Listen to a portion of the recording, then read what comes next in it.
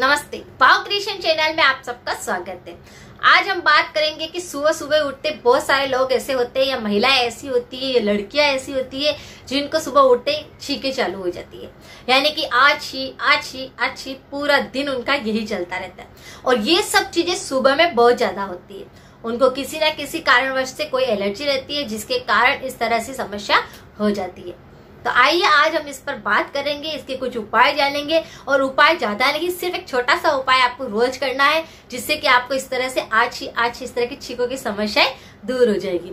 लेकिन अगर आपको वीडियो पसंद आता है, यूजफुल लगता है तो इसको लाइक करें, नए दर्शक सब्सक्राइब करें और इसे शेयर जरूर करें। ये समस्या अधिकतर घरों में होती रहती है और बहुत सारे लोग इससे परेशान रहते हैं।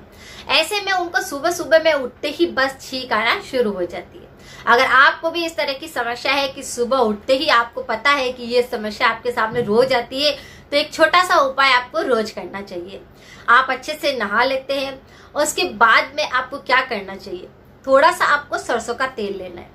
सरसों का तेल सभी जानते हैं, यानी कि पीली सरसों जो होती है उसका कच्ची गाने का अच्छे सा कोई ऑयल खरीद लीजिए। जैसे कि पतंजलि का सरसों का तेल आपने परचेज कर लिया, उस ऑयल को आपको आपके हाथ पर लेना है और उसमें थोड़ी सी आपको फिंगर को इस तरह से डुबोना है और उस फिंगर को अपने नाक के अंदर इस तरह से घुमाना है।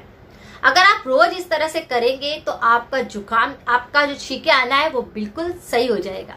एक छोटा सा उपाय है, उस ऑयल की जो फिंगर में जितना ऑयल आएगा उसे ही अपने नाक के अंदर आपको लगाना है और नाभि में भी उसी ऑयल को आपको लगा लेना है। थोड़ा सा कान के पीछे भी लगा सकते हैं।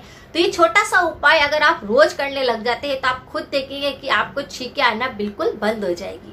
तो छोटा सा उपाय आपको कैसा लगता है और आपकी छींकें बंद हुई या नहीं, ये आप कंटिन्यू कर सकते हैं। क्योंकि आपको छींकें अगर बहुत पुरानी भी है तो अगर आप इस चीज को कंटिन्यू रखेंगे, सरसों का तेल आप रोज लगाएंगे, तो आप देखेंगे कि आपको छींकें आना बंद हो गई।